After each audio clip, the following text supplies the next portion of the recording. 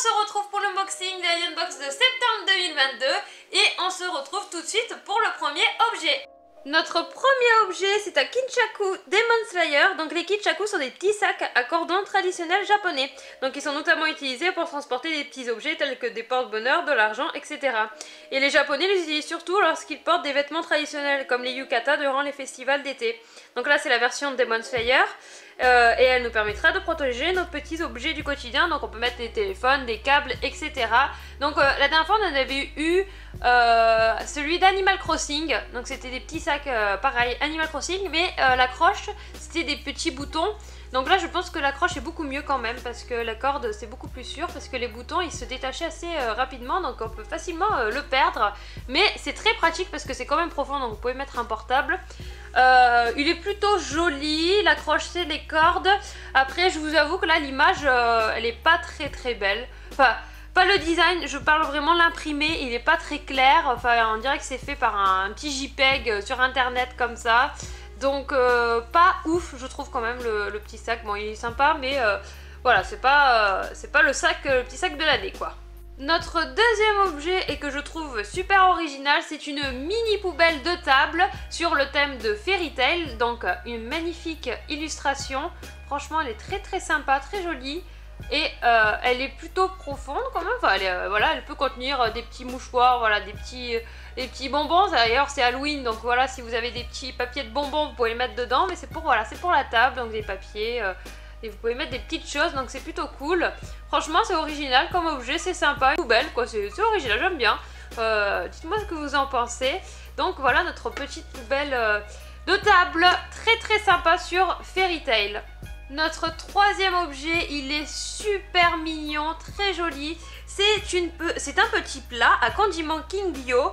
Donc ce magnifique petit plat fabriqué au Japon dans la région de Mino, donc c'est la préfecture de Gifu, va ajouter une petite touche japonaise à votre quotidien et votre vaisselle. Il est idéal pour y placer de petits condiments ou des sauces, etc. Mais vous pouvez simplement le poser sur une table en guise de décoration. Le design représente des Kingyo, donc les fameux petits poissons rouges. Elle est très jolie, très mignonne cette petite assiette. Donc oui on peut mettre voilà hein, tout ce qu'on peut faire pour un bon petit apéro. Et ou sinon vous pouvez mettre vos sauces pour les sushis. C'est vraiment très sympa, j'aime beaucoup hein, c'est très joli. Hop, je vous montre derrière, donc c'est comme ça, c'est assez profond hein, quand même, il y a une petite profondeur. Donc franchement c'est très mignon. Notre quatrième objet c'est le snack, et là plus particulièrement c'est des chamallows au Kuromitsu Kinako. Donc c'est un délicieux paquet de gimbov à la saveur bien japonaise au kinako, donc c'est-à-dire de la poudre de soja. À l'intérieur se trouve également un délicieux sirop de Kuromitsu, donc c'est du sirop de sucre noir. Le fabricant basé à Tokyo est spécialisé dans la réalisation de gimbov depuis 65 ans, un vrai régal. Et ben franchement j'ai hâte de goûter parce que rien qu'au toucher ça a l'air très moelleux. Ça a l'air super bon, franchement ça donne envie, le packaging est très joli. À chaque fois je trouve que leur packaging il donne très envie. Et ça a l'air délicieux, donc je goûterai ça plus tard. Mais en tout cas si vous avez commandé cette Neon Box, n'hésitez pas à me dire si vous avez aimé ce snack. Et vous me le direz en commentaire, franchement ça a l'air délicieux. Notre cinquième objet est une peluche Ukshara de Tokyo Revenger. Et apparemment il y a 9 personnages possibles qu'on pourrait avoir. Et donc le personnage qu'on a eu, attention, tadadam, c'est Keisuke Bashi. Très mignon le petit personnage, hop parfait, hein, il est bien représenté hein, franchement. Et donc la fameuse particularité de cette collection, c'est quand on appuie à l'arrière de leurs jambes, ils ouvrent les bras et peuvent s'agripper à n'importe quel objet ou support. Donc franchement j'aime beaucoup cette collection, c'est très mignon, original en plus. Et le personnage est bien représenté, hein, les détails ils sont toujours là malgré la petite taille hein, donc franchement moi j'aime beaucoup, c'est trop mignon comme peluche, tout simplement, c'est trop mignon.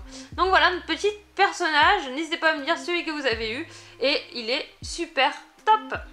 Notre sixième et dernier objet, il est superbe, c'est une figurine de Dr Stone, et donc je vous montre tout de suite celui qu'on a.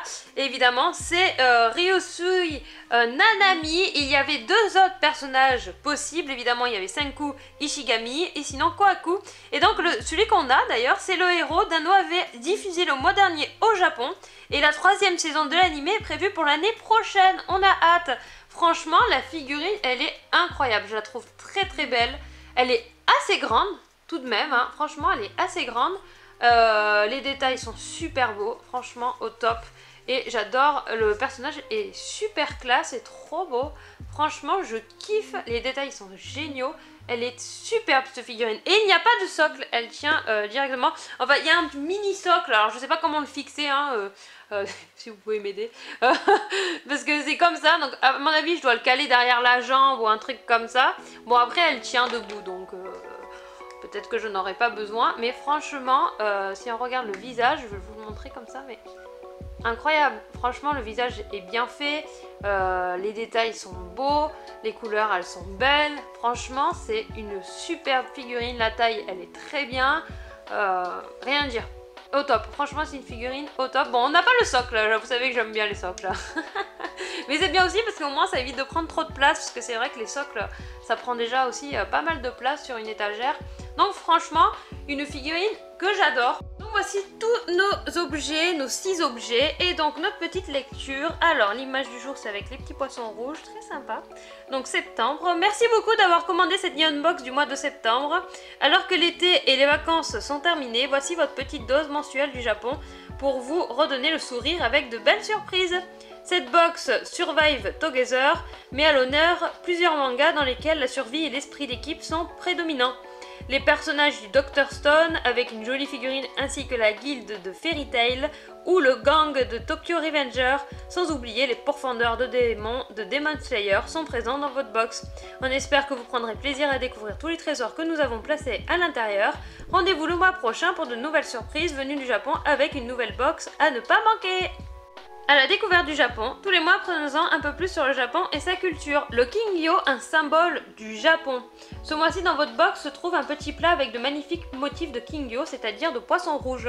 Ce petit poisson mondialement connu est un élément que l'on retrouve beaucoup dans la culture japonaise, notamment dans l'art. Ce mois-ci on vous donne quelques détails sur ce véritable symbole au Japon. Les premiers poissons rouges seraient arrivés au Japon par l'intermédiaire de marchands chinois durant l'époque Muromachi en 1502. C'est un peu plus tard, au tout début de l'époque Edo, 1600-1863, que les premiers élevages réservés à l'élite du pays ont fait leur apparition. Au cours de cette même époque, les poissons rouges ont commencé à être intégrés dans la vie des gens ordinaires, notamment grâce au développement de leur élevage pour certains marchands. Les poissons rouges s'appellent Kingyo, en japonais kin veut dire l'or, gyo veut dire le poisson. Littéralement, c'est donc le poisson doré. Pourquoi ce nom-là? Autrefois, il n'était pas rouge comme aujourd'hui, mais plutôt jaune et chair comme de l'or. Son apparence a changé à la suite d'un élevage sélectif. Du milieu à la fin de la période Edo, les Kingyo coûtaient extrêmement cher, avec des prix oscillant entre 100 000 et 300 000 yens, donc ça équivaut de 800 € à 2500 €. De nos jours, on peut en acheter assez facilement pour 200-300 yens. Ah oui, ok, c'est 1,5 € à 2,5 €. Ah oui, ça a bien baissé. Hein. Un type de Kingyo appelé Tamasaba a cependant été vendu pour environ 2 millions de yens récemment. D'accord, je savais pas. Les poissons rouges sont des compagnons à la maison, mais ils sont aussi source d'inspiration dans l'art japonais depuis l'époque Edo. Ils sont sur des ukiyo-e, estampes japonaises, sur les lanternes ou dans plusieurs haikyu, par exemple. Durant les matsuri japonais, on peut voir un jeu qui s'appelle le Kingyo Sukui, la pêche du poisson rouge à l'épuisette. Ah oui, ça je l'ai déjà vu. C'est toujours très populaire chez les enfants. Ouais, bah chez les adultes aussi je pense, parce que ça donne très envie de le faire. Aujourd'hui encore, les poissons rouges sont au cœur de la culture pop et de l'art japonais. D'ailleurs, Hayao Miyazaki aussi s'est inspiré des Kingyo pour son film Ponyo sur la falaise, que je vous conseille très fortement. Et celui qui a eu la méga neon box aurait eu une figurine de Jujutsu Kaisen, donc de Satoru Gojo, et un 7ème scale de Extreme. Ok, je sais pas ce que ça veut dire, mais peut-être que vous savez. Peut-être que c'est la collection. Donc ça a l'air elle a l'air très jolie. Franchement, elle a l'air très jolie. Et c'est une plutôt bonne box. Ce que je trouve un peu dommage maintenant, c'est qu'ils mettent toujours un peu les mêmes mangas.